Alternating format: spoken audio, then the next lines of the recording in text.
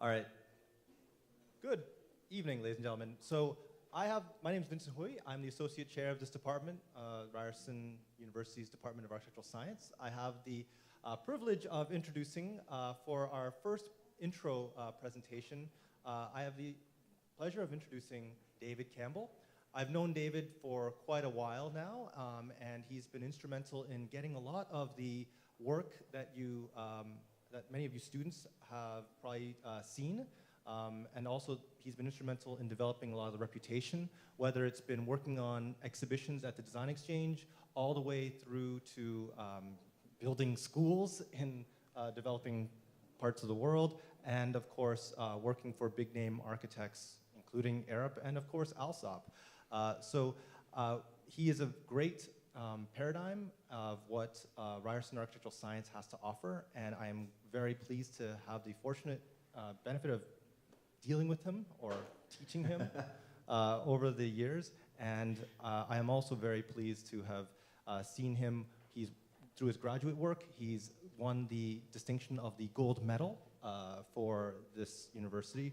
So he's garnered the top prize in architecture within our department. And he has since made a great name for not only himself, but Ryerson within Arup over the last few years. And without further ado, I'll just pass it over to you, David. Thank you, Vince. That was the nicest thing you've ever said.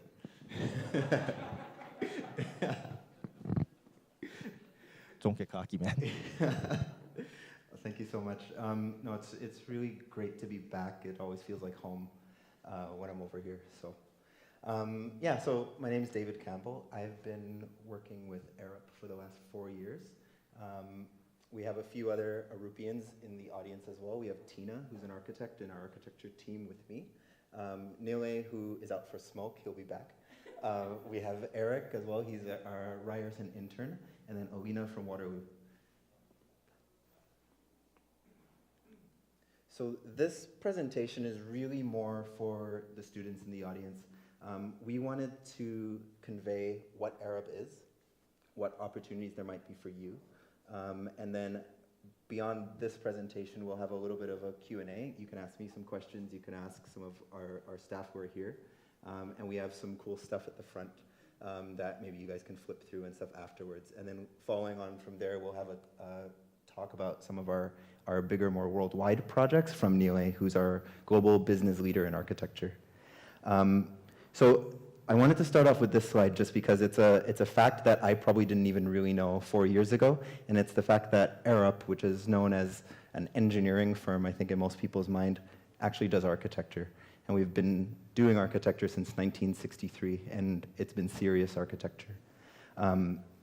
We capitalize on the fact that we're a global design-led group, and we pride ourselves in doing integrated architecture, where everything we strive to is thought through, is integrated in a cohesive manner, and we bring together architecture and engineering and all sorts of other specialists into one room at one table to solve complex problems. So that's the elevator pitch, at least. I'm going to talk about me for a little bit because that's the easy bit.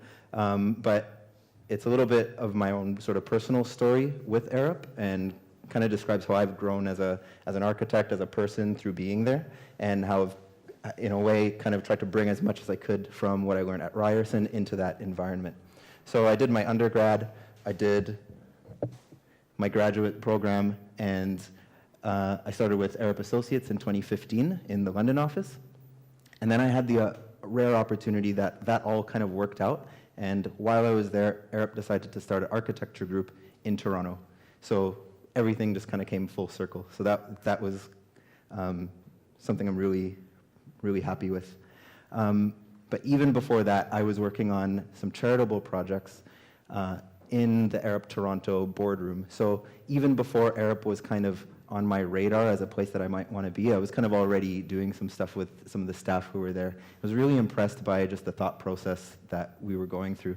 So this was a charitable project in Ghana. We had structural engineers around us, M&E. We have all sorts of other specialists who are all coming together to kind of help us with this project. And I was just going through my hard drive today, and I found this photograph. And so this is with Professor Ian McBurney, who kind of, at least to me, kind of opened that door to Arup. He sort of facilitated us as Ryerson students coming in and using their boardroom, marking on their whiteboards, solving problems, and then we had a little lunch talk, and we have lunch talks every month at Arup. So this to me is kind of coming full circle in a lot of ways. So I graduated, and at the time there was no architecture group in Toronto, and I had always had the kind of inkling that I wanted to check out something in London. I didn't know what, but Jennifer MacArthur said, well, we actually have an architecture group focused in London. So I got my own visa, I found a flat, and I bought my own ticket, and then I went to London. And I started off essentially as a trainee. I was just going to do this for a few months, see what it was like, and then come back. It ended up working out, and I stayed a lot longer than planned. At first I was just going to stay for about 3 months. I stayed for 2 years. And so on day one, I sit down, and I'm told to, in a new country that I've never been to. I've been there for about 3 days. Never heard of this place at all. This is Finsbury Avenue Square. My job was to look at the parking plan of that building. And so I basically just sat down and I just started working. I was so happy to kind of just be in this environment with all these different people around, all these different specialists. And it was interesting because nobody really knew me at the time. Nobody had at least talked to me about Ryerson or anything. I don't think Ryerson was on anyone's radar. And so I kind of just sat there and I just started doing my work. And eventually I started doing the sketches for the basement plan, and then the sketches for the ground plane, and then figuring out how the basement integrated with the ground plane. And then 2 years later, we got planning permission for a 32-story office tower. So that was a really cool memory to me. And we were in a full team with architecture, structural, MEP. We had traffic engineers, specialists I hadn't even heard of, acoustics, all sorts of different people were all in the same office around the same table, solving the same problems.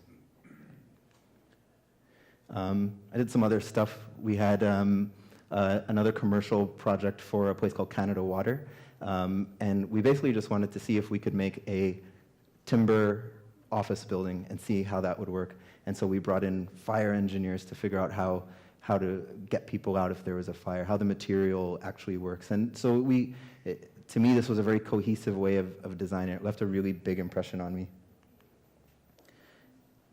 We also worked with Frank Gehry. This was actually before Frank Gehry was involved in this project, but this was the Centre for Music in London at the Barbican Centre.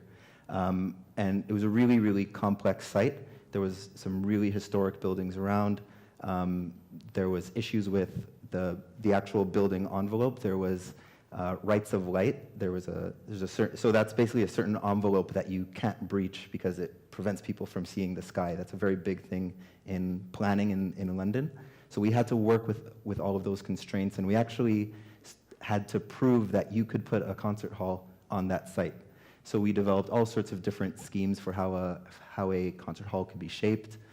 We worked with acoustic specialists who were basically telling us about that the types of sound that you would get would change based on the shape. To me, that was really, really fascinating. Gehry took this over essentially with Arup as a consultant. We ended up as a team, we ended up losing. Diller Scafidio's doing this project now, but it was really cool to actually be part of the strategic planning for this, because at least to me, we proved that something could be done, and now it's happening. So a lot of these complex problems, to me, were things that only as a multidisciplinary group could we actually solve it. How am I for time?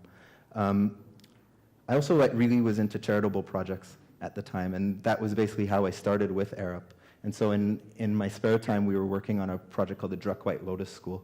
This is a 20-year project for Arup. People are working on this in their spare time, pro bono, and I really loved that was something that we could contribute to. So in my spare time with a few other people, landscape architects, structural engineers, our job for that year was to develop the external works for this whole site. So this is actually in a really, really remote area of northern India. You can't get to it for most of the year, but there are kids learning here and those kind of things. And so it was a really, really important facility for the community. And so it was nice to feel like you could kind of be part of something that was bigger than you. I've never been to this place. A lot of our projects are in places that we've never been to, and that was actually a really fun thing for me. And I just want to add that I was the biggest fanboy for Ryerson in my entire time that I was at Arup in London. And I think, I was talking to some coworkers today. I think actually it put a bit of a chip on my shoulder because I didn't really hear anyone talk about Ryerson when I was over in London. We had people from the AA, from the Bartlett, all these top schools that I probably didn't really think I could compete with at the time. And they became my friends. We were all working on the same projects, those kind of things. So I think it really sort of helped me in a way. It gave me something to prove, and to prove that actually we can compete on that level with global schools worldwide. And then to kind of flip it around, we opened an architecture office in Toronto, and that works out really, really well for me. So I end up moving back. So I'm going to give a little bit of a talk about who we are.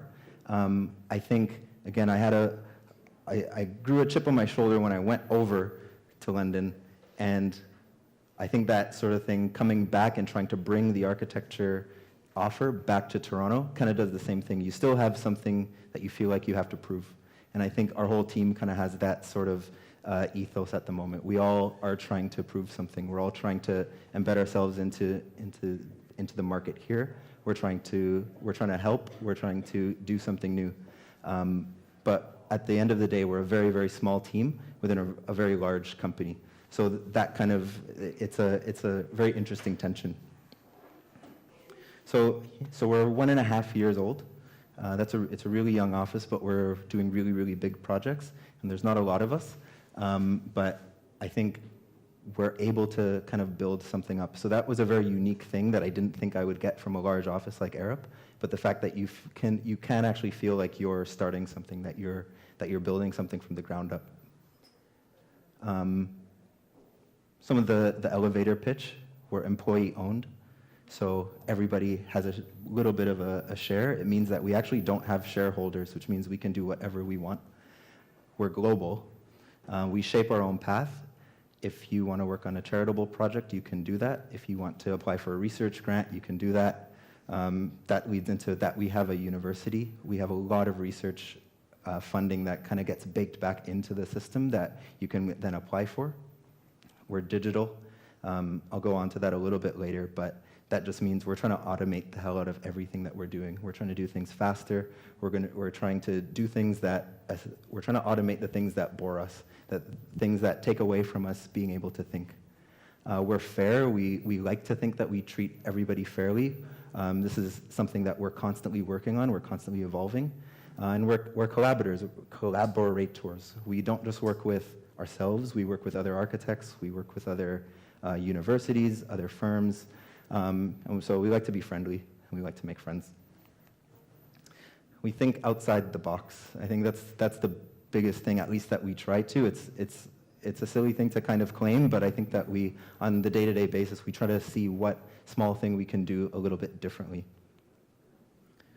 And yeah, going back, this is, again, most people think of Arup as the engineering firm, but really, we've done lead architecture in a number of sectors since the 60s. So we've done data centers, we've done commercial towers, bridges, subway stations, public spaces. So this is just a few of the architecturally led projects. There's a ton more, but being a small office in Toronto like we are, we know that we can kind of draw on this DNA, draw on this history. So we're big, 14,000 people. That's the number that I'm told. I don't know if anyone actually knows what the real number is, but this is the world according to Arup, basically. So we have offices in all these countries. Pretty much we hit every continent, I think. But in Toronto, we're really, really small. So that's a cool kind of dilemma that we have there. But it means that we are a startup. So in 2017, when I came back, we were 5 people. Now we're 15. So we've exploded from a small firm, but we still kind of have that sort of mindset that we are a startup. We do have to build everything from the ground up, but we also have this global resource that we can draw on. So that's, again, that's a very unique situation. Us. Opened in 2017 officially, 5 members, 15 nowadays. We also have people who kind of come in and out. They're on long-term or short-term assignment, and basically we're part of the Arup Canada group. That's buildings, buildings, consulting, and infrastructure. With mostly in the Americas, it's mostly a transport and infrastructure focus. And that's us. I think we like to think that we're a pretty horizontal group. You can be an intern and sit directly next to Nille.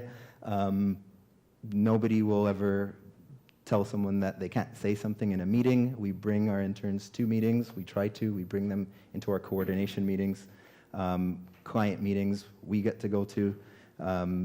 We really try to make this as a horizontal group as possible. And that allows people at a much younger age to just grow.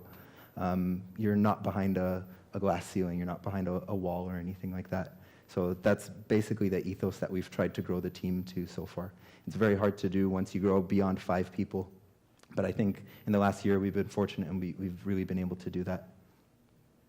We do rail and air, and we're really, really, really busy right now.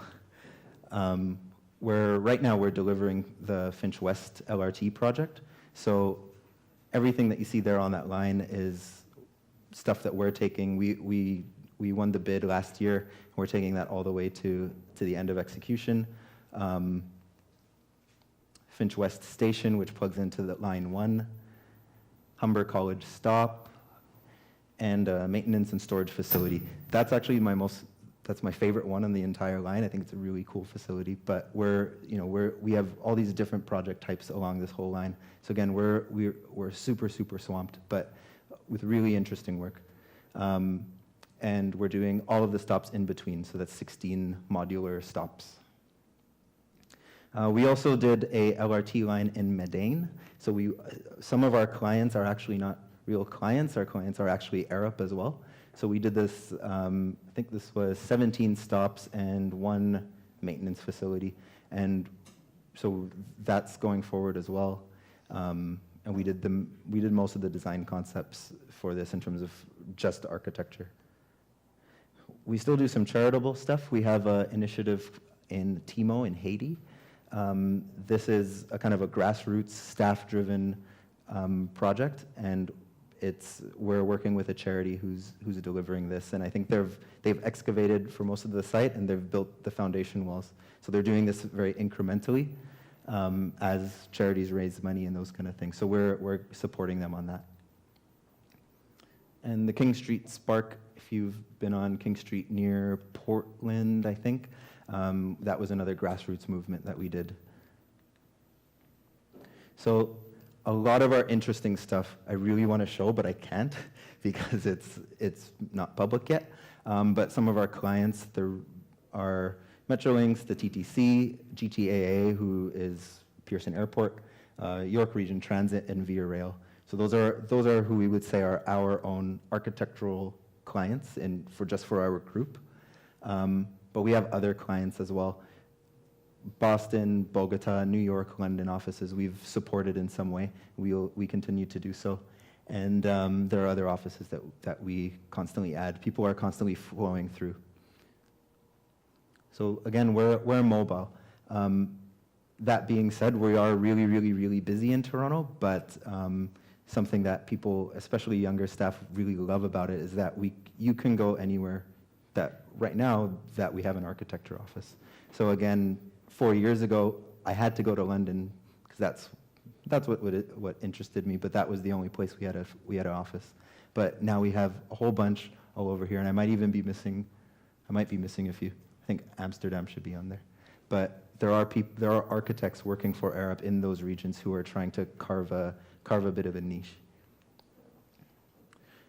We learn together. we sketch, we learn, we share ideas, we learn how to use different types of software. We're all literally just trying to grow. And again, this goes back to the fact that we are a startup. We're doing constant training, finding resources that we can share, learning how to literally just sketch. And this is something that we commonly do, and we'll keep doing it even if we grow faster than we have been already. These are some of the things that we want to learn or that we're already learning. Python, Grasshopper. Again, we want to automate a lot of things that kind of the tedious things, the things we don't like to do. People taking their exams can get together and study. We have a whole amount of resources for that we've been collecting. And again, another benefit that I've experienced is that I get to go to other countries. So we were in the London office just 2 weeks ago, going through every type of drawing that any architectural office in Arup has ever done, and we're trying to figure out what makes them the same. How do we make our drawings speak for our brand? What do we want them to look like? What do we want all of our graphics to look like globally? So that's a really daunting task, but it's something that it's a huge priority for globally, and it lets you meet some really interesting people. I know people from the Moscow office, the Berlin office, Istanbul office, just because of this sort of thing. So you're constantly just building connections, and that's what I really like about it. And we're just moving down the street. Right now we're at 2 Bloor. We're just moving to Bloor and Church. This is what it looks like as of 3 weeks ago. It looks a little bit different now, and that's what it's going to look like later on. So I'm really excited about this because it'll actually look like a firm of designers, and I think that'll be really, really cool. So I know there's lots of people in the audience. Again, this talk is a little bit more driven towards students, but what I'm going to show is basically, well, first I just want to say that we are growing, but we're not growing fast. We're growing in the way that we're trying to find the right people. We're not trying to become a factory or anything like that. We're trying to find people who will stay with us in the long term that we can train, who can then go to other offices and help them out. So this is basically, I would say this is basically the job description. And there's a lot of words on it, but I think everybody who has, and just because I know the Ryerson program, I know that all of these things you can basically cross off. I know that you guys get structures, you get mechanical systems, you get BIM, you know how to draw, you're a creator, you want to learn, you get details, you get the big picture. I think these are all things that you all have as a base covered. What's this one? These are things that I think are kind of cool to be. You take risks, you have opinions on things, you think, you're idealistic, you automate things that you don't want to do. You're a bit weird, crazy kind of, and you have something to show us. And I think that's the value add beyond the previous slide. And you're in co-op, or you're a grad, but you're really, really dedicated, and you want to grow with us. If you're in co-op, you have to go back to school, but we'd like to bring you back at some point. And if you're a grad, we'd like you to stay. These are the things that I think I learned from working at Arup. I had an amazing base from being at Ryerson, but these are things that I think I've been allowed to do. I've been able to do even when I was just doing a basement plan for a building that I didn't know anything about. I learned to be a little bit more confident, to take more risks, to make opportunities, and to carve those out. I learned how to learn a little bit faster and to ask for help and not to give up on stuff. If stuff bugs me, then I can just ask for help. Take ownership, a bit more independent, but a bit more collaborative. So that's basically the resume, but this is kind of the task. This is, you're a person who has something that you can teach us. How do we keep going with what we're trying to do? How do we make it better? I think if you're a person who can do that, then you should sit down and have a coffee with us, because we'd really like to know. So, and the room got a little bit bigger than I planned, but you can either raise a question now. Actually, I'm eating into Nille's time, but we can talk offline afterwards. We have a whole bunch of stuff on the table, books and cards. You can send an email. We're kind of very open. We're kind of not really trying to force people to go through a online application process. If you'd like to talk to us, just send us an email. So I'll leave that up on the slide, and that's my last one.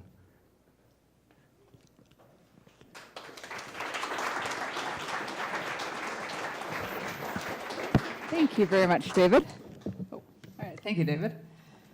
While we get Nille set up with the microphone, I would like to take a minute to welcome you all to our second lecture of the fall term, and thank you all for coming out to be here. On behalf of the Department of Architectural Science, welcome.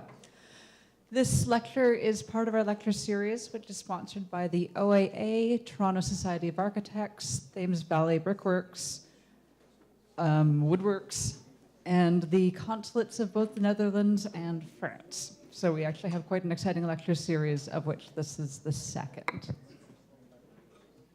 So, a little bit about Nille. So I've actually had the pleasure of knowing Nille for a couple of years since he arrived in Toronto. All right. And I'll give the room a second to settle. Are we good? It's good to see you, David. Thank you.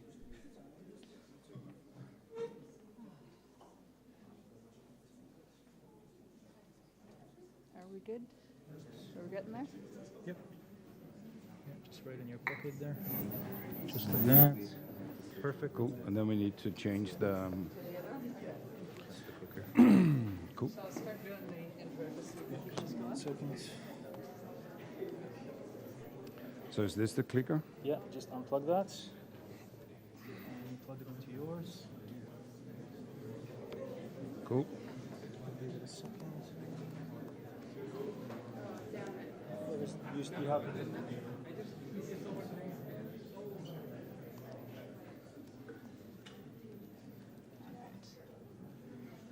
All right. So Nille Juul-Sørensen is a director and global business leader for architecture at Arup, with his base office in Arup, London, but he's on long-term assignment to the Toronto Thank you. office to build the team here. Nille was educated at the School of Architecture at the Royal Danish Academy of Fine Arts. After his graduation in 1985, he worked for various smaller architectural practices and the city of Copenhagen, where he was involved in the planning of Ryerson. Later, he joined KHR Architecture in 1995 when he became a partner. In 2004, he left KHR Architecture to work for Arup's design office until 2011, when he became the director of the Danish Design Center. He rejoined Arup in 2014 as the Global Director for Architecture, and overall has been with Arup for more than 11 years. Currently, Nille is on long-term assignment in Canada and guiding the young team of architects with his global focus. His work spans over multiple sectors with special expertise in the design of public transport infrastructure. His works include the stations on the Copenhagen Metro, 2 stations of the Cine Tunnel in Malmö, Sweden, and conceptual design for the Kolsås line in Oslo, and the Flintholm station in Copenhagen. Nille has also worked on a bunch of other projects with some particularly fascinating architects, as he has very generously shared his time in my design studio last year. So a very heartfelt welcome. Thank you very Nille. much, Jan.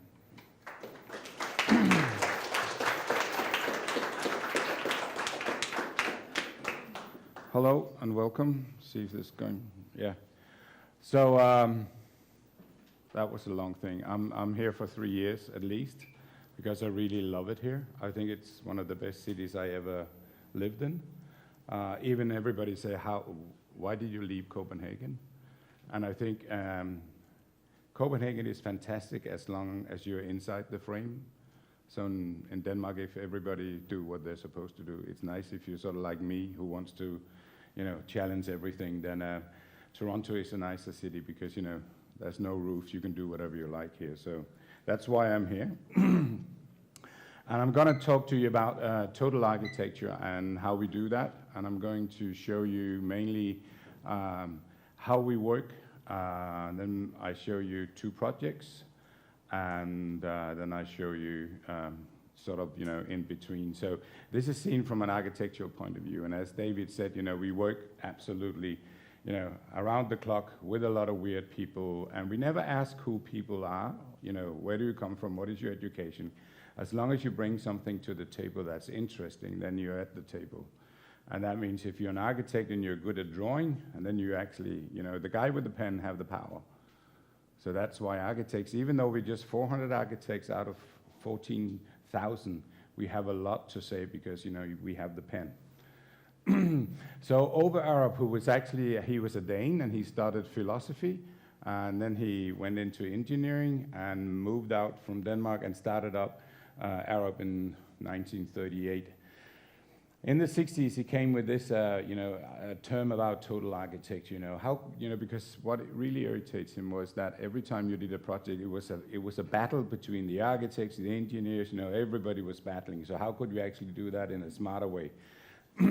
So it's all about, that all these decisions have been, looked upon, and you take the best decisions from when you actually have the whole. So it's all about delivering a holistic job.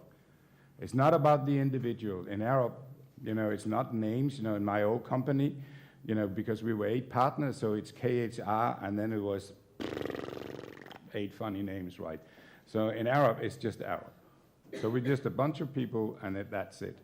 So, but inside the company, we know who is doing what, but outside, we're just one team. It's not about the individual, and it's not about an output, it's about the outcome. So that's how we work. And we also have this, the now, the new, the next. So this is what we're doing now. And while we're doing that, we're actually thinking about what is the new, because a lot of the projects we have is actually spanning 10 years. And then what will be the next, what is in the future? And that means that you have to think this through all the time, because, if you just stay here, then, whatever you do, so if you do a funny, wacky building now, maybe when it opens in 10 years, it's looking totally out of place. So what is the new? What will technology bring? And then, further down, what will really happen? And this is what Arup is known for. We do engineering and God knows what for all kind of buildings, for all kind of architects, for, big, small, as long as it's challenging, we are there. And this is what we do in architecture. So this is a runner-up for the World Architectural Prize. It's a Jaguar Land Rover's assembly hall in north of Wolverhampton. And this is the whole sports hub in Singapore that we've done. And here we have B-Sky B building. And from the client called, it took exactly 11 months then he moved in. So it's the fastest building that went up, and it's in timber. Then we do some data centers where we try to actually do them a little bit sustainable. And this is just a sort of a really fun project that is the first Starbucks cafe in Italy. It's in Milan, and it looks like that.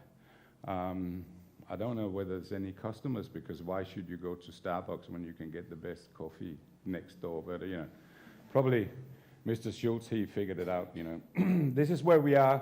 So the red ones is where we have offices with architecture, and the green ones are the one that we will open in probably 12 months. They'll all be open. So we're moving fast forward, and the reason for that is that to deliver these projects that we do, we need in-house architects. We need, a high standard of in-house architects to deliver them. And the way we work is actually that we have one table.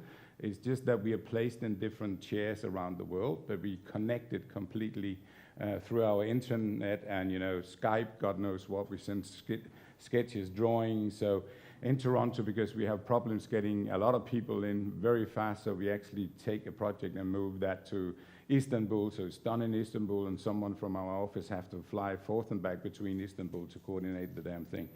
So what we do is we don't have a style. We don't want to have a style, because we actually think architecture, that's context-driven. So what you do in London is not the same as Paris, it's not the same as New York, it's not the same as Berlin. If you have the same kind of architecture, then it's just like dropping a hand soap somewhere, right? It has to actually it has to belong, and that's what we're looking for. So we have all these things, how we actually go through our architecture when we do them. And then we have this very simple way, you know, so it says signature thinking, not signature style. Simplicity, right? Purposefulness, efficiency, and beauty. And that's how we actually measure things. You know, in the beginning we had beautiful up here, but all the 14,000 other people, you know, they couldn't understand what the hell that was. So we've just put it down here, right? And normally we don't talk about that, you know, because, you know, they don't understand it anyway. So these are the 4 things that we do worldwide. Different countries have extra things. So in London, they do everything. In China, we do everything. In the Americas, as we call it, Canada, US, and South America, we just do these 4 things. And actually here, we just do transport and infrastructure. And the reason for that is that we're really good at doing that. And because the Arup aim is, the first one is quality.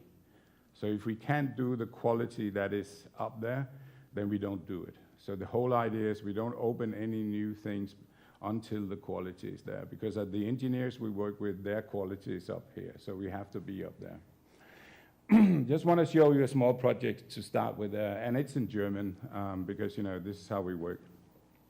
So it's for BMW, who's a car manufacturer. We were talking to BMW about doing this factory for 15 years, and they didn't get it. Until one day they came back and they realized that with the new BMW, how they're setting up, it's not about that you have to buy a car, you buy access to a car. So what we're delivering, we're not giving them a building, we're giving them access to a building. So the whole idea with this building is that they don't know when a new model of BMW comes out, they don't know where it will be most popular. So that could be in China, it could be South America. So how do you actually double your factory overnight almost? So, so this is a factory where BMW had all these things, you know, how could you make a flexible hub that you could travel around the world and be erected and taken down, you know, accordingly to where you need it. And how do you actually put it on containers? How many containers could we actually put the factory in? How long time will it take to go from the US to Manila or whatever? So all that were calculated. And you see, this is, architects are involved here, right? But it's not really architecture, or is it actually architecture? The next thing we did was we actually checked for all the possibilities where this factory could go. What are the legislations on ventilation? So you could have, you know, the change of air in a factory in Germany is completely different from the US and Manila or wherever, right? And that factory should actually work everywhere. So this is just, you know, all the rules, and at the same time, we went through all the things, all the members, everything that should go into that factory, and calculated what is the embodied energy, what is the weight of it, can 2 people actually carry it, can it fit into a container? So that was sort of the design brief, and that came up with the concept. It was actually a timber frame structure, and there was no foundation. It could actually, we could erect it on a car park. That was the idea. And it was the containers with the columns, so that's how you build the whole damn thing. And this is what it's looking like. You know, so it's quite simple, and and that means that they can take this down. It takes 6 months to take it down, then you ferry it, and it's up in 3 months, I think. So, you know, simple connections, because also that if we're going to do this in Germany, you know, we could do really high-tech connections. But if this goes to Manila, we have no control, right? So and how do you actually change the different kind of containers while they're there, so they could be offices? How can you line up the offices so you can actually get the logistics correct in the building? How do we work with, you know, different kind of weather? You know, how do we actually lower the use of energy and all these things? And the whole idea is that it's made out of natural materials, you know, and in multi-containers, you know, we can use them, reuse them again and again, and 2 people can carry everything, you know, it's nothing is over 150 kilos. And that means version 1 is quite expensive. But when you get to version 3, then you're gonna get it cheap. And then it's gonna be really cheap. It's dropping fantastic. So we have all these versions that can go on, and the whole thing is that we control it on a BIM platform. So if anything have to be changed or anything is not working, we know it, so we can actually change it. From a bin computer, we can get the right stuff to that site when it's arriving. And this is just, 5 months, then it's up and running, and 5 months it's taken down. And this is how the price is dropping. So, you get down to the fourth time it's running around. So this is all about architects not delivering a building. We're actually delivering a service. And that's where we think architecture, probably some of architecture is going. And this is, what it could look like. And there's a lot of, other technical issues about getting the trucks in. Then I'll talk to you about what we do mostly here, and that is infrastructure thing. We do all these things. We are into all these things, and we'll show you a couple of these projects. But it's all about people. So how do people actually move in a station? How do you move in a public space? How do you interact with each other? What kind of spaces do you actually like? How can we make a space where you actually walk faster, or where we want you to walk slower? How do we actually get the wayfinding correct? And when you're doing transport, there's so much embodied memories. If you just go through movies, Western movies, when the future arrives, you can always see the train in the background. There's all these, if you're into literature, there's always train stations is always there, right? And you have them on stamps. But when we close our eyes, we look at these things, right? Most of my generation have someone you said goodbye to, or you're waiting, for your loved ones to arrive on a train station. So it's a very, very emotional place. And we have these things, and then sometimes when we get to our daily commute, it's not really living up to what we see. So this is just, an image from London. I was passing through these two entrances every day for 2 years.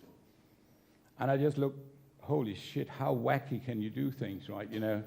Where I come from is Denmark. Everything is very simple. We're a bunch of farmers, it should stand for 100 years, And you don't do things like that, because there is no, why should you do it? Okay, I just want to whack it, okay, fine, if that's it. So why is it that, for a lot of stations, people are looking at a huge board to find out where the bloody train comes in, right? So that's in London. If you go to Germany, they don't do that because they actually have a timetable, and the trains run according to the timetable, right? In London, they don't, right? So everybody's standing there in a fantastic space, but no one is actually, they're not a part of the space because they're all looking up, where's my train running? And this is how we treat people when they come in. And just look how much funky stuff we have here. I haven't got all my photos for TTC yet, but so this one arrived, then this one arrived, here, that's another one, bam, bam, bam, bam, bam, right? And why is there this thing here, right? That's really funny, right? Even on some of the new lines, I think, for TTC, they have this, space in here, and, is there a cat running in here, or what, you never know. And it's really stupid to do a help point, and you haven't figured out that everything is curved in the London Underground, right? So it's straight, so you need to actually find out how you put that really nice design and put it on a wall, right? So to me, it's just about no one have really been thinking about this for people. And this is, this is how we are cramped into it. So, yes, there is a reason why public transport is not that popular, right? And then we just use it as a garbage. And this is really a nice place to put your kids, right? So where I come from, we changed that. So this is the former Prime Minister taking my train to work in the morning as a Prime Minister. There's no security, there's nothing. She's just sitting there checking her emails, finding out what's, and maybe you know these two guys. So that's Iggy Pop and David Bowie. They also took the train, right? Things have changed a little bit. So this is what it looks like today. It's for everyone. You have to have your bike in there, the pram, your horse, whatever you want to take with you, you have to get it into a train, right? And this is what we should design for, basically. So why is it that sometimes you find stations which you really like? Because the cool thing here is I can see everyone down here. I can see, I don't want to travel with him. I would like to travel with her. When I walk up, I can actually see where I'm going. It's not like, you know, I'm left in the dark and boom, here I go, right? You can see everything. And the funny thing is that, you know, we sent someone to the moon almost 50 years ago, but this photo, it's like, you know, you have some technology and then you have that, and we are still at that, you know. The construction industry is, you know, living in the past, you know. So how do we get all these things, you know, technology into that? And this is just, you know, happy campus walking here, right? And here you really, as a female, you know, at night you really feel that that's a fantastic place, right? And this is public money, right? So how can we change that? So, you know, we need a journey beyond our imagination, and I think Harry Potter did it quite well. This is, by the way, the original Harry Potter entrance. Now they moved around the corner because there's too many tourists here, but they don't tell the Chinese, so they just think it's the right one. So how can we actually be inspired by the past, you know, to actually build something that is, you know, that evolves that tradition and move it somewhere, right? How can we have the poetry, the rhythm? How can all these stations belong, even though that, you know, when you take your station, it's very, very simple. So what we did was we actually came up with this DNA for design excellence, and this is how we work when we do these big projects. So it's quite easy. Rail is not a revolution, it's an evolution. It has to be really simple, you know, shave off, shave off, shave off, and it's for people. That's actually a lot when we discuss with the other people in Arup even, you know, sometimes, you know, these guys who do the signaling and other stuff, you know, their best day would be if there was no passengers, right? Then everything will run, you know, fantastic. And that's movements. How do you actually move around these stations? And that's rhythm. And that's something I call it esprit. You need to, you know, someone needs to kick your ass when you come into a station. It's public money. You have to go in and say, wow, right? To be proud. That's what stations were. And what about the future? You know, when I came here last year, you know, I got my little token. I put it in this book, and I thought, this is amazing, right? I mean, they should have kept it just for being different, right? You know, when I asked them if I could use my iPhone, you know, just looked at me, no, buy your token. So evolution, what do we mean, you know?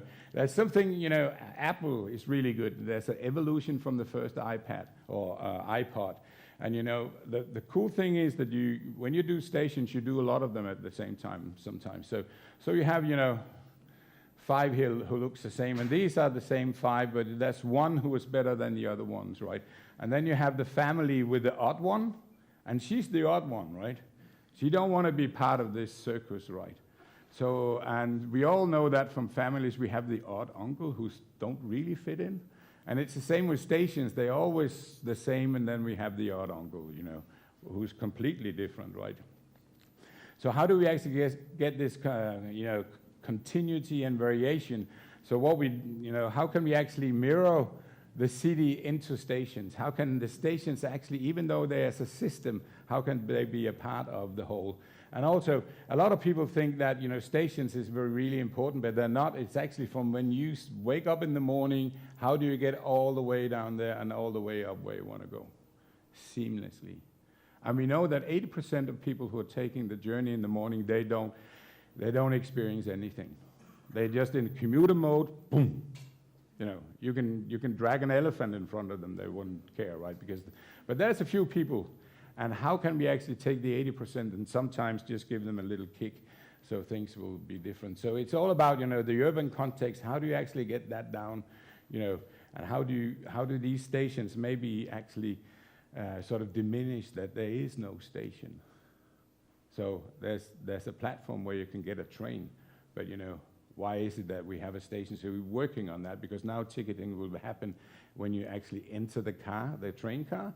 So you don't need all the ticketing, so station could be very different. Simplicity, this is very clear. This is a station we designed in Sweden. You know, there's nothing here, you know, except what you need to travel. And the only thing is that when you have contractors coming in, and they put weird things up, right? You know, normal people don't see that. They think this is really cool. This is for a high-speed train running in. And, you know, how can you do details? Just simplify them, simplify them. Architecture in a huge infrastructure project is 1%, so you can actually paint it in gold if you like. You can't see it on the spreadsheet. So, but everybody can see what you have done. So that's the problem, that all the money are put in something people don't see. they see your station, they see your architecture. How can we actually modularize everything? So these panels, you can take a panel out, you can put a door in, you can put an advertising in. Everything is modularized to make it smarter. And this, how can we integrate everything? So you see here is the lights are down here, and they actually hit that mirror up here, and then you have the right amount of lux. So everything, so you produce these one on the factory, these tees, they come plunk them in, and then you put a roof on. Very simple, everything is there, you just connect it. So it's a totally different way of thinking stations. And also about entrances, you know. What is a station entrance? You know, this is the most beautiful one, and it's actually modular. You can get them longer, wider, you know. There was someone who thought about it, and this is another beautiful one. You just walk down. And I see so many station entrances that you just think, why?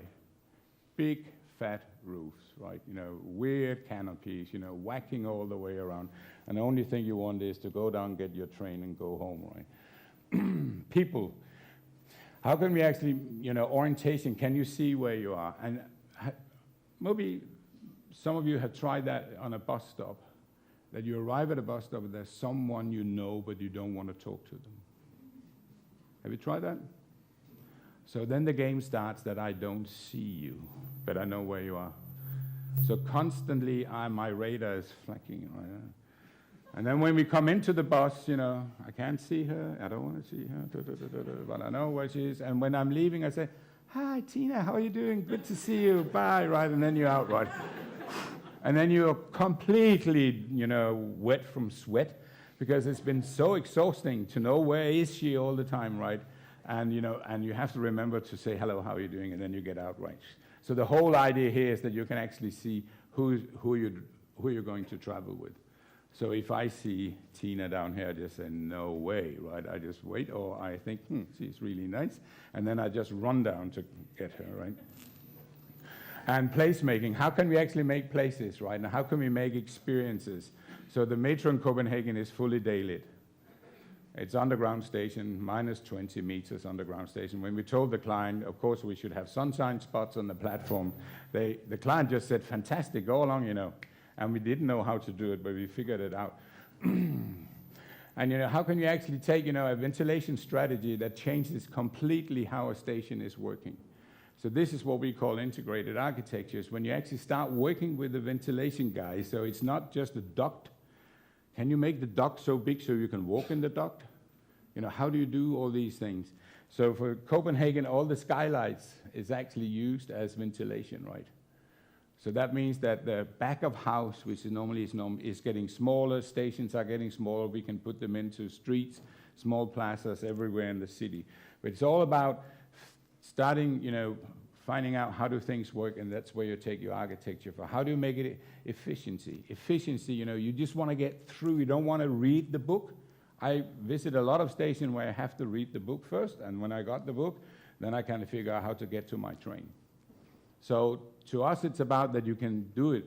And when you then stand on the platform, then you think, wow, this is amazing, right? And, you know, safety, can you see everything? Safety is the top priority for people, right? I know in Canada, they love tunnels, underpass, right? So I asked someone if they could take out how many are raped in underpasses in Toronto. And they don't want to give me the figure, because it's probably very high. You know, so underpasses is not what you do, right? If you have an underpass, then you have to have it 20 meters wide, you know, then you feel safe. A 4.5 meter underpass is not a nice thing. So why not make a bridge instead of? Here you can see everyone you're traveling with, you know what it is. And it's for everyone. Everyone should have access to a public transport. And then it's all about the memory. Can you remember your station? I know in a lot of cities, you know, so where do you live? Oh, I live near, you know, that station. Oh, yeah, okay, cool.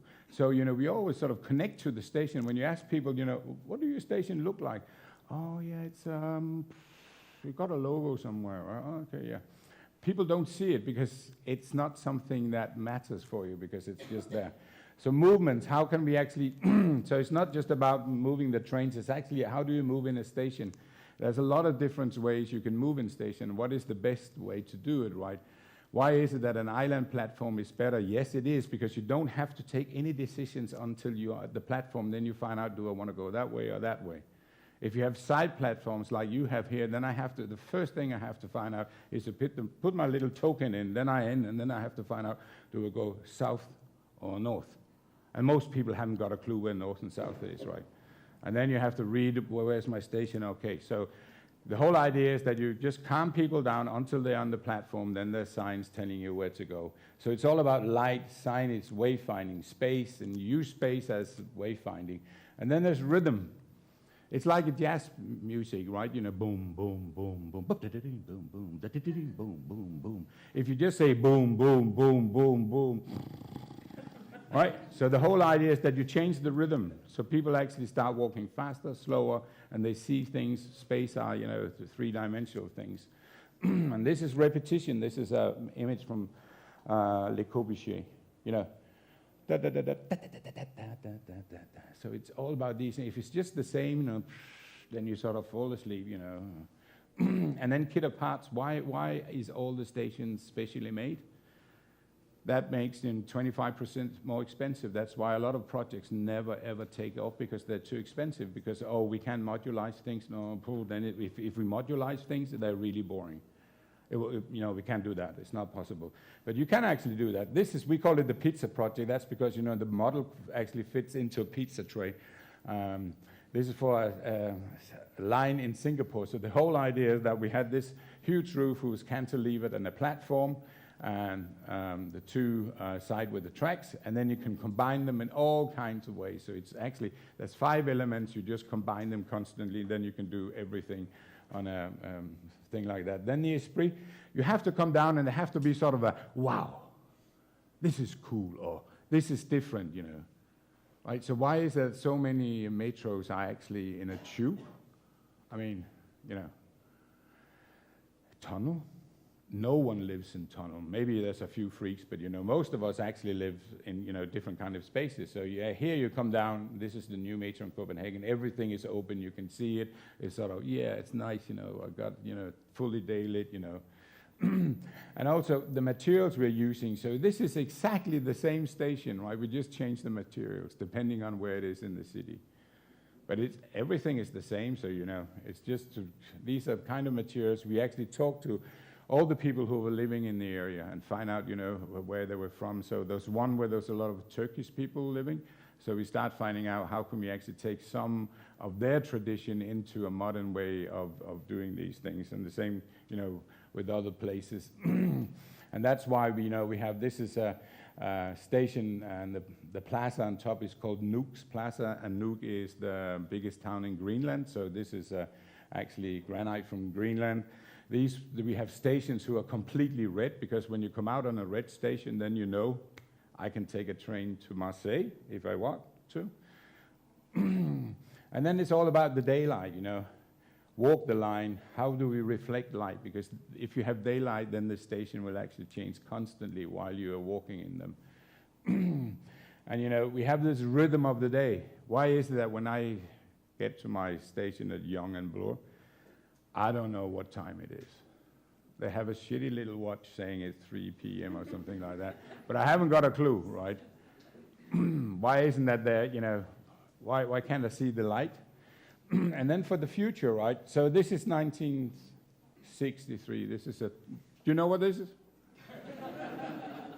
Sometimes, you know, people don't. Oh, you put your finger in, right, and then you turn around. Really cool. That's a telephone. 22 years after this one came, and I, you know, in my family, when that came, we were really laughing, because we thought, you know, they put a pound key and another key in here, right? And that was because then, you know, if they were not there, it would look really stupid. The problem with these two phones, they are completely different. This is an analog phone, this is a digital phone. But designers couldn't really figure out, you know, what is digital in 75. So they just took this one and then they whacked it into that one and changed this one, right? And it actually took to 2007 before someone actually came up with a phone who was a digital phone, right? And then, you know, things changed completely. So sometimes, we should really think about the future, right, if we just do that, because there's something here that we haven't really thought about. This is another thing. So, this is the inauguration of the Pope in 2005. Sort of nice picture, nice people waiting for the white smoke to go up. And look at that. That's called a clam phone, a phone that opened like that. So there was one with a mobile phone. When I saw this one, I thought it was candles, and I was sort of, said, oh, fantastic. And then I realized, no, it's just screens. So that's 8 years. Completely different, right? And the problem is we don't see it because it's sneaking in. So sometimes you have to sit down and remember, when did I see television the first time? Was it black, white, or was it color? It was color, right? Or black and white and then color. And do that with your mobile phones. When did you get your mobile phone? You'll find out it's going like a hockey stick, right? It's coming so fast you don't see it, right? And how are we going to, this is just, the presto going here, and we believe that, 5 years you'll do all the ticketing when you just walk straight into the car, there's no ticketing. And how do you actually start connecting all these things? Because when you're at the station, then you maybe need a bus, maybe you need a vehicle, and what is this, will that be the future, that something will be floating around, drones or anything? So that's the 7 things we go through when we do projects, and I'll show you a couple here. So this is Riyadh. The cool thing about Riyadh is that we won them, and we didn't have the people to do it in London. So what we did was actually we shipped them out to 7 different offices. And normally when people do that is they take all the M&E and they send it to China, and they take construction and send it to India, and all these things. In Arup we do it different. We take the whole station with everything and put it 2 stations in Toronto, 2 stations in Hong Kong, 2 stations in Singapore, and in London. You see all the names over there? And then we took 3 young kids and said, you run the job, because you have to coordinate everything digitally. And you just have to trust them, because they're doing stuff that I don't know anything about, right? And to be honest, when you trust people, they do it. So we are delivering. They're on site now, all 16 stations, handled by these 3 people who basically set it up, and all the kind of computer programs could talk to each other, and details for that station down here. Some of the details were done in Newcastle, and others were done in Hong Kong, and all just fitted into a cloud version. So this is it's just this little small technical room on top of a station where we're playing with shadow, because if you don't have shadow, then you don't have anything. So this is all about the shadow. It's not about it's not about the sun like in Copenhagen. This is about the shadow. And this is a deep underground station. Looks like that, packed with stuff. And the problem was the client loved this so much. So he said, could I have an office up here? And we said yes, because we're stupid architects. Because that building is filled with ventilation, right? So you have to divert all the ventilation around the client's office, which is quite difficult. But the client loves it so, and he's got a lot of money, so he's paying. So you'll get it. Station in Malmö, you don't see anything here. You don't see the light fixtures. They're gone. All is embedded. All is taken away. So that's the whole idea. You don't want to see them, right? You just want to have light. You don't want to see a light fixture. Why should you do that? So that you're gone there sitting, and this is what it looks like, very clean. Again, you can walk on top of this one. All the ventilation is up here, so you don't see you don't see all the mechanical stuff, because as a passenger you don't need that. You just want to find out when your train is coming in and out. And this is just a section, so you can see that it's there's a lot of space up here to take ventilation and everything. And this is what we do for a station in Manchester, where we actually put a whole new high-speed train station into an existing one. And this is Finch station, and this is the way we draw them. We draw them, 3D to find out how things are working. This is the most ugly airport in the whole world. It's called Luton Airport, north of London. The cool thing about Luton Airport, you can actually go from Luton Airport into the center of London in 17 minutes. But no one wants to take a plane from Luton because it's, ridiculous, ugly. And it's difficult to come there. So now we're putting in metro. And the whole idea was we actually won the job. We have these enormous parasols that take care of the station, different heights of the station. Then we have all these parasols. So when you actually come out of the station, you walk on the parasol, so you don't see this really ugly airport, right? You go straight in and you never know that you were in Luton. And this is a station we're doing right now in Copenhagen. And this is the one from Singapore, where you can see that it is quite a cantilever. This is a 50-meter cantilever. So, and it moves half of a meter, when it's windy, but that's okay. And what we did was we worked with the people who was in these areas and what they wanted it to be, and they wanted to have community engagement with the station, and they're really tech people in Singapore, so they could actually send stuff up to that cantilever, either so you can make a heart and you can say I love you and all these things. It's expensive, but people really love it, so why not?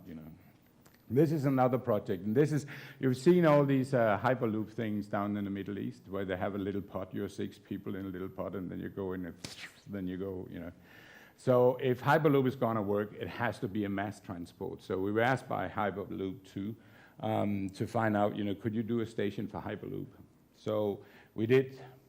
So the whole idea is, you do a lot of calculation, how many people do we actually have to get out, every minute, and how do we get them in, and how do we get them out of the train, and all these things. So, and then we started finding out how the hell do we stack them, how do we architecturally actually get people in. So the thing is that you come in here, so this is how it works. It's actually very simple.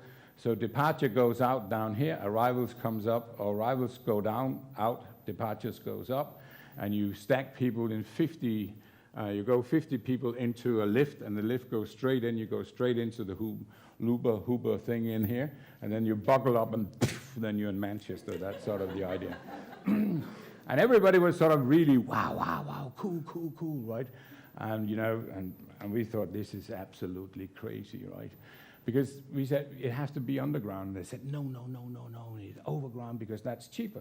So then we just asked our really good engineers to say, the problem is, so if you ever go to a Burger King, the really cool thing is to play with the straws, right? Because then you really find out what tunnels are about. So you have 2 tunnels, and they have to go into 6, the battery of 6. So this is how it's done, And that means that takes 10 kilometers, right? So when you have the 2 nice tubes you see from Big's drawings, in the desert, when they actually get to the city, they look for 10 kilometers. So if you take 10 kilometers, both ends in Toronto, you're almost out in Mississauga, right? And you don't know what's on the other side, right? So you have these 6 things running through, 20 meters up. So they're from 20 meters and up to 40 meters high. This is what the station will look like. You have them coming in here, right? And we just said to Hyperloop, and Hyperloop, they're just tech freaks. They gave a shit about cities, right? So we said, how do we put this into a city? No one wants to live here, next to that one. They didn't care, right? So we just said, okay. So this is what it's gonna look like inside it. You have the 6 tubes. Train comes in, you go in, and off you go. I always wonder what happens if you're gonna pee, right? Because, you can't walk around in the train. This is just, we just loop the whole thing. So this is a big glass thing that loops it. And sort of the project died, which is nice in a way because it's not very good for cities. But, we learned a lot about how to get people around. And this is a metro project we've done now for a long time. So these are the first 2 lines, and this one we are finishing now. It will open in a year's time. So we did that one and this one first, and now we're doing that one, and we're also doing that one, and then in 3 years we'll finish that one. So this is just a movie on how, I don't know whether this will work, yeah. This is how simple the stations are.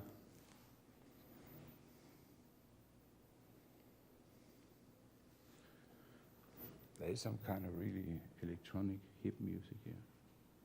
No, it's not working.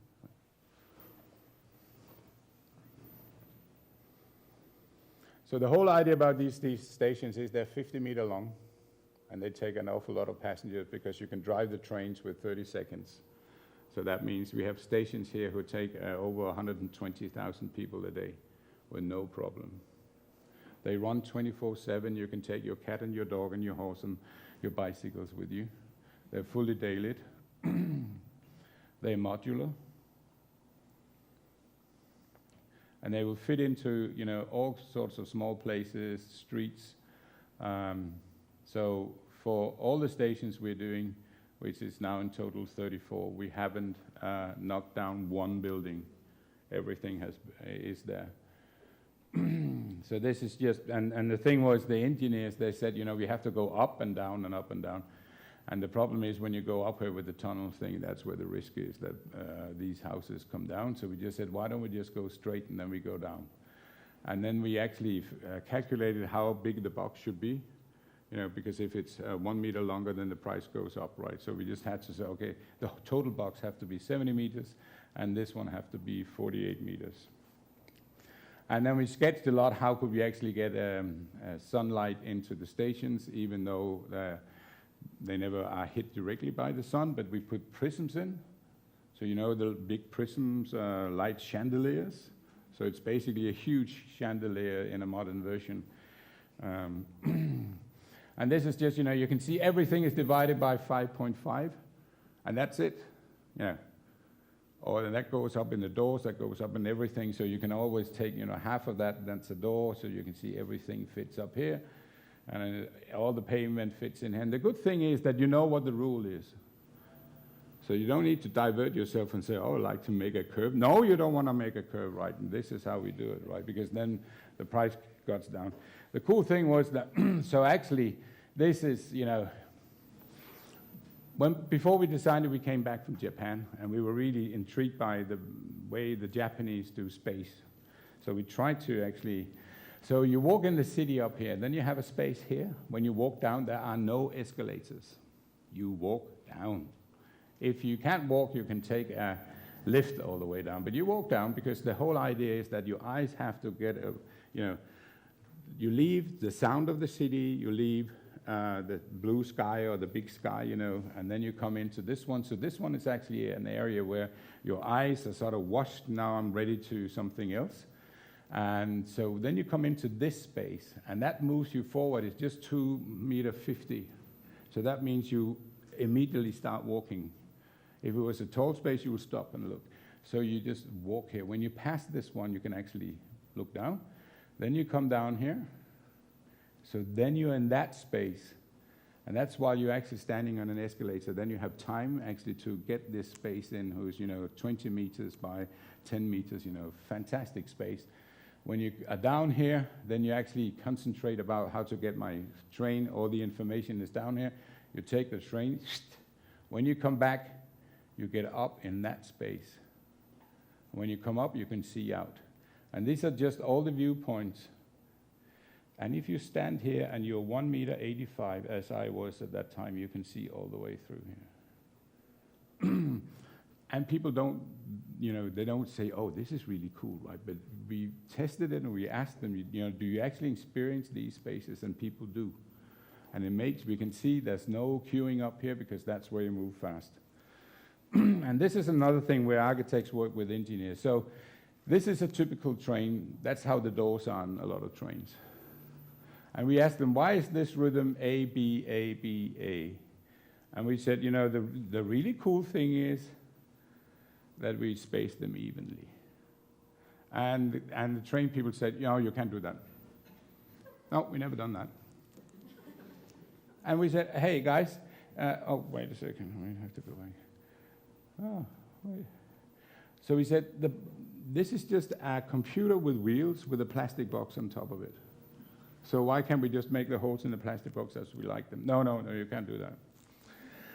And they were laughing at us. And we also said that the reason for this is that they're screen doors, right? So you cannot fall into the tracks. Because then we can have even door spaces. It just looks better, right? And if you pull that card, you're lost. So we said, no, this is better, when people come in, it's easier for them, to find a seat and all this, blah, blah, blah, blah. No, this is how we do it. Then the client came back, because while we're doing the project, they said, we think this is going to be a smacking hit. What happens if we got 30 or 20% extra passengers? And then the engineers went totally in black. Then we have to actually enlarge the whole bloody station, right? And that means that we have to move this one. That means that all the calculations, everything, the contractor was working on it, everything went up. And then the architects came up and said, what you do is, you just open 2 extra doors in the screen doors, and you put an extra car in here. So then you have 33% extra capacity overnight. And from that day, we never ever discussed why, door space are now even all the way through, right? So that's, you have to have, this is how you do architecture. You have to have a functional way into the engineers, if not.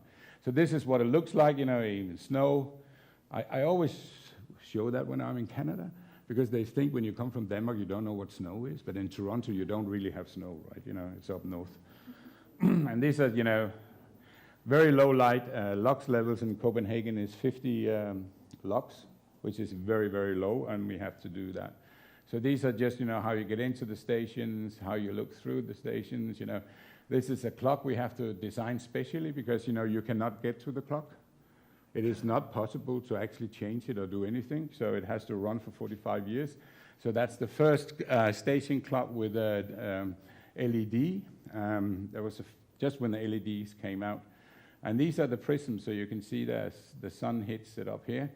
When you're coming up, you can actually see where you are in the city, and you have all these sunspots on the walls and on the platforms. And this is really cool. Everything is lined up. The train, we designed it with Giugiaro, so everything is lined up here. You don't see any technical things. These one can go up. And like the rhythm I told you, just before you vomit because it's too much of if things lining up, then all this here, that has a totally different rhythm, right? So it's not centered, it's out of center. So we moved all these things, so you have this boom, boom, boom, boom, boom, boom, boom. So, it's not there, right? And this is just another platform, that's the clock.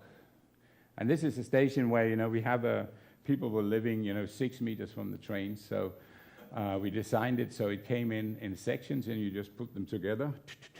And then it was hanging like a bridge. It's a hanging structure, you can see it there. And then we designed the light, so it has a cutoff, so there's no light spill on these facades. And when you're inside, they don't notice there's a train running outside. Huge bloody glass roof. We did one station to connect 3 other ones. And this is the one where we actually, because this was the last phase and the client ran out of money. So the whole idea was that we didn't know what kind of roof we could get. So we just designed the T's, and then we could have a plastic roof or cardboard or plywood or whatever, depending on, the bit. So we got it in aluminum. But the whole idea was you could also just buy 2, then it's okay for the regulations. And then you can put the other ones up when the client has money, right? And here you can see how the light fittings are in here and how the light comes up. Then we started on city ringing. So the government said we would like 17 more stations like the ones you've done. And we said, the whole idea was that it's different parts of Copenhagen. It was 5 years after the first one opened, and the first one was designed in '95. So I went up to the Prime Minister and I said, Prime Minister, we are so glad that you want a new metro and you want more of the same, but can we just change it? And she said, why? And I said, because this is different part of Copenhagen, different links. There's one who's placed in the water, so it's a little bit different, to get the access. And that was not really working until I said, but you can't build something who was designed in the last century. And she wanted to be a modern woman. So she said, of course not. So I said, but if you want more of the same, then you actually taking something from the last century. When that's leaked to the press, so she said, you can do whatever as long as you keep the module. And we said, fair enough, let's go. So these are the 17 new stations, look alike. They all are a bit different in the way they work. And then we changed the whole light in them. We actually folded in. The first one were all gray. Now we fold things into them where they are, so they're part of it. We had, for the biggest plaza, we put these ones up because when we win football, world championships and other stuff, people are gathered here at rock concerts, so they could sit on the skylights. And these are just, in front of the Royal Theatre, so we dragged down all the kind of different, so this is, and this one is that, I came home from Australia, where I saw the Sydney Opera House. I was totally blown away the way that you actually have the tile, the way they were glazed on the Sydney Opera House. Some is matte and some is shiny, and how that thing were playing. So we said, why don't we do that? And in a special area, they had all these really expensive old facades with glazed tiles. So how can we put that one in? So that was the idea. And then we just said, we wanted this is an area with a lot of red bricks. And the cool thing is they're handmade, so when you take them out of the form, there is two thumbs on them, so they all have a DNA. Normally, that's the backside of the brick. Normally, the brick is flat, but we just put it up because, that saved money. So, and it's got a totally different format, right? So people don't know that this is a brick. Then we have one station who is, in the middle of Copenhagen, there's another municipality, and people who live in there are 60 plus. Very rich people, 60 plus, and they wanted a canopy. And it's the only station we have a canopy, so we actually designed this canopy. It's going to be the most expensive canopy in the world because it's just got one column and then it's 12 meters cantilevered out in polished steel. So we thought, now we make it really, really expensive, so they say no, but they didn't. But the whole idea is that the station goes into parks, they go into different areas. When you come into the station, it's you got information walls and everything. And this is a station next to a really big church, and so we just had that space, 4 meters to get down to the platforms. So we actually came up with the idea, why is it that you have to go down in your station the same way every day? So could you actually have 5 or 6 or 7 different ways of getting down to your platform? So we started playing with these escalators, how you can actually get up and down. And I think we came up with 5 different routes to come up. The problem was that that's the section. And the contractor, he actually went to the Prime Minister and said, if we're going to do that, that thing will fall into that hole. And I thought, how can that go into that hole anyway? So, but, they said, and it's an Italian contractor, and they're really charming. So I don't know what happened, but now it's a totally different station. It's a stack station, and it's sort of the really odd angle, right, that no one wants, but that's what you get. These are the plazas. You can see the skylight is here. The same here. This is the existing, and this is what it's going to look like, another station when we finished. And all the skylights are designed so they can take a truck. You can drive into them with a truck.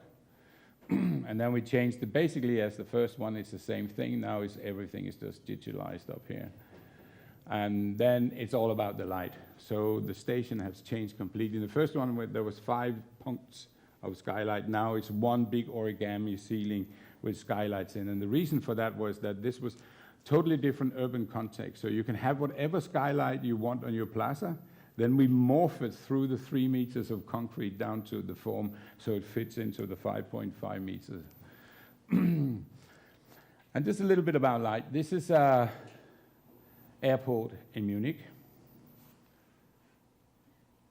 This is the airport in Munich.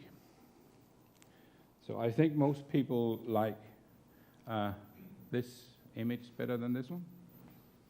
It's a lot more airy, a lot more space, So, and the client said, have you changed the light levels? We said, no.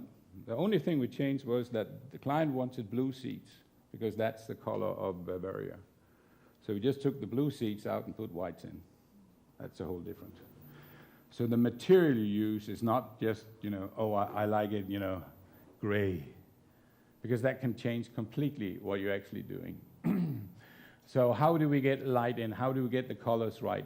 And so we were so lucky that the canteen at the client's office was exactly a width of a platform. So we started hanging everything up, and then we actually tested them at night, what was the reflection of all materials that we use. We have all the reflections written down. So 5 light engineers were working constantly, how many degrees do we tilt them to get the right light that we want. And the whole idea is, they said, what kind of light do you want? And I said, I want to read people's eyes. Because we all look different. Some people look a little bit weird, right? And because they look weird, they could be really nice people. And you can see it in the eyes. If you can see the eyes, then yeah, there's a connection. If you can't see the eyes because, the light is coming, then you start getting a little bit nervous when one come up with a tomahawk, hairstyle or whatever, or a suit with a tie, and then you sort of, what is this? And these are, so we built everything in cardboard models. We did the BIM, we did the 3D. And when you present to a client and you have and then you spin your model around in Revit, and God knows what, don't ever do that, right? So we actually just, we had 4 students constantly for 4 years just doing cardboard models. So we showed them, cardboard models saying, this is how it works, truck can hit this one, it's going up and down, it's working, and the client was happy. So what we here, this is the first one where we have, just light fixtures like that, and now we put in streams of light instead. And these are, the first ones where the light comes in, and now it's origami fold the whole way. And these are, we started off, I think there's 52 skylights, and we had 35 different skylights, which was not very popular. So, we moved it in, so we just have 7 different ones, and then we built models of it, so the municipality can see, are they okay? Can you look over them? Can you skate? Can skateboarder use them? All these things have to be tested, right? So it's not like when you do an art museum where you can have sort of sleek details, right? Because this is, after dark, things happen and you don't believe what's going on. But these are really good for actually skating, right? So we designed them because, why not just design them so we know they can grind or whatever it's called. And these are just, showing also to the contractors what is the different kinds of elements that is a skylight. So this is actually just the thing that reflects, and, you can build them up like that. And this is just showing what a station will look like. So you can see it comes very small in here, and then it widens up because Danes are so lazy, so instead of 1 lift, they want 2 lifts. And it's actually faster to take the escalators down, but Danes, they just wait, And there's no ticketing, you beep in and out. And bicycle storage in all stations for 500 bikes. And that was because it's leftover space, so we just found out we could put skylights in.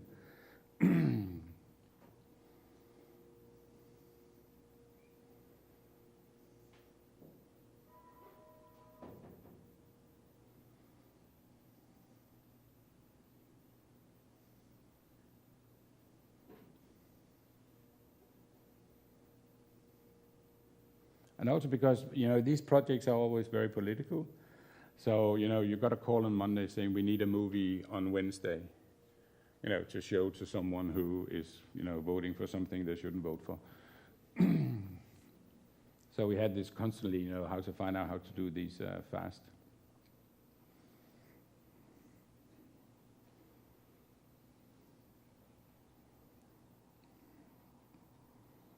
But there's nothing here, right? And that's the whole idea. You can't even buy ice cream because you do that in the, in the urban. So the problem is that, you have all these people who wants to ruin your project constantly, right? So what we did was we put tents up where the stations were, and then we put models, we put tracing paper, and then we invited all the people to come down and say, how would you like your station to be? And we said, this is given, this is what you can change. And then we just started sketching with them. And it was actually really, really fun. And what happens was they never ever complained that for 7 years, they were hammering and banging around, in front of their windows, right? Because they were involved. So every 3 months we called them back and said, now we're doing that, do you like that? Yeah, that's really cool, And constantly there was always these two art ladies, I called them, every place there's always two art ladies, right? Who comes in and said, we would like some colors and some art, right? And, we would like, a big tree in there, and we said, there's something called fire and all these things. And then there's always the two grumpy old men, it was better when it was, a streetcar, right? Why don't you do streetcars? And those 4 people takes half of your time when you're doing these things, right? Because they're constantly there, and they never stop. They put a question up and they answer it themselves, right? So, but we learned a lot about how to actually deal with real people.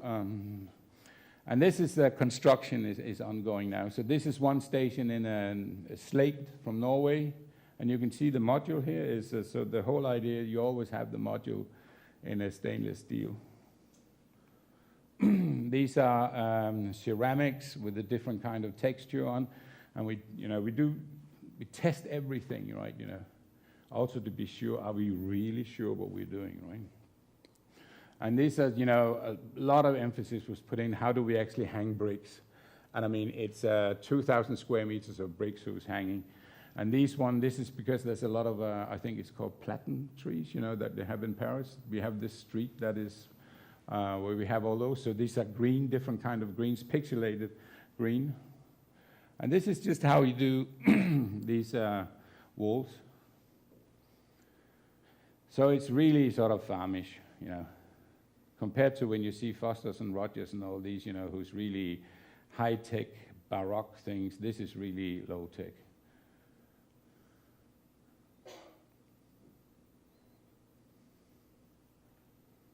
And the whole idea is that you can actually control everything. You can get it in line, and everything is lined up, and everybody can see when it's wrong.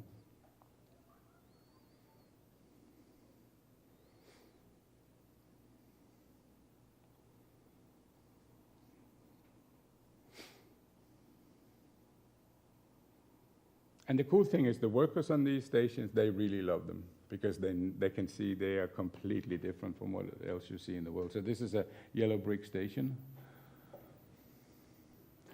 This is a station that's, that you saw, the small one from the Sydney Opera. So we actually glazed that part of the brick, and then we just put them up. And in the beginning, we asked them to do it randomly, and then we gave up and said, take it down, and now we tell you where they go. Because random was like, oh, the glazed one is in that corner, right? It's not working. And this is what it's going to look like. And the whole idea is that you have this shimmering effect all over that, when the light comes in. And here, this is the stair, so it's not the lights are still closed. So when it comes in, it will be amazing that you have all this depending on the time of day. And this is some I just took over the weekend. So this is another station where we use red brick. 3 types of red brick, and then we just mix them together.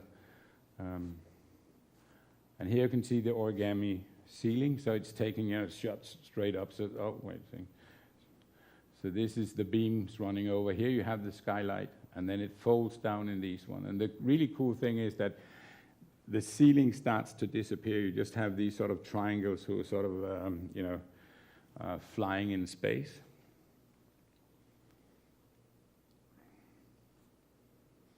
So very simple module. And that means, and the other one was yellow brick, and people will probably not know it's exactly the same station they're in. And this is just a finish off. Sometimes things goes really wrong. So when we did the station in Malmö, they came back, halfway through, completion and said,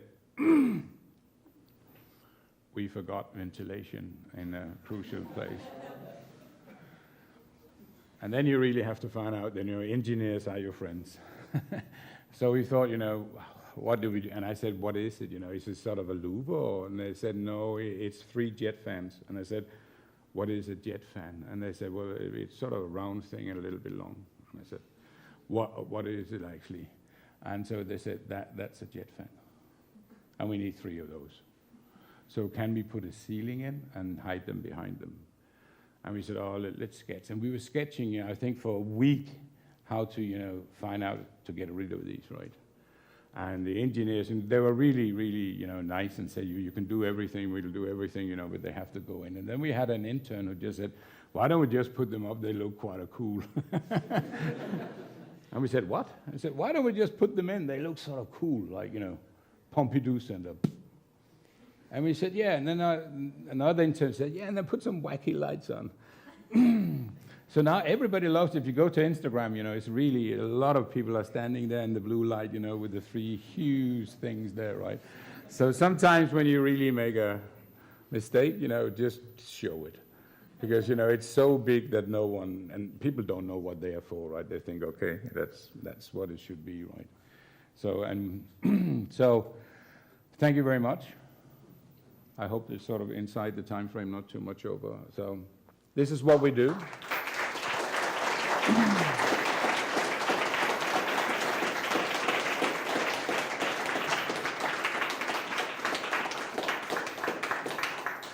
Thank you. And just, it's totally integrated team. It's a team of 20 different nationalities, and I think that's how you get the best architecture, is actually, because you start understanding. If you don't understand other professionals, then, you're just doing your wacky building, and our grandkids will come by and say, why? So if you have any questions, or...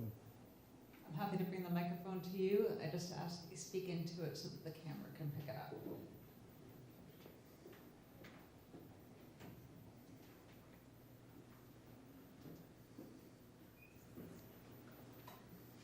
No? So clear, nice.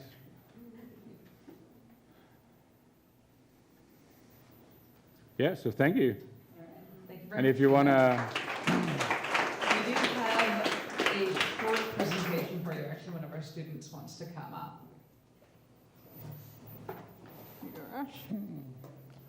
So we would like to thank you on behalf of the Ryerson Department of Architectural Science, and we'd like to present you with our yearly publication, 325 magazine. Thank you. Thank you.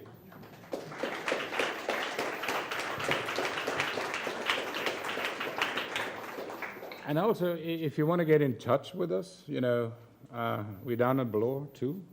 There's some cards up here, and we're quite open organization, right? We're not arrogant or anything. Sometimes, it takes more than 24 hours to answer an email, but normally they're done in a couple of hours. And we love to talk about what we're doing. We love to hear what you're doing. And I say, David actually said it, for students, what can you teach us? That's what we're interested in. And also, because this is, of course, in the sustainable area that we actually do mass transport. That's the whole idea, right? And, how do we actually do that better? How do we actually live up to the 17 UN Sustainable Development Goals? And if you don't have that in your design, go home, take a beer or a bottle of red wine, and just change your attitude. Because, in 5 years, that will be what, you have to design to. So we're working on that. How can we actually, we're there. Just like the escalators on the new city ring is 1/3 of the, electric use for the old ones. So how can you drive things down everywhere? And these stations are built for 100 years life, which is quite cool. So don't drive your cars. I live in Toronto. I don't have a car. And every time I meet someone that said, you don't have a car? I said, no, why should I have a car? There's some, there's street cars, there's trains, there's buses, there's bikes. So don't get on the car thing. Take public transport. Thank you, Nille.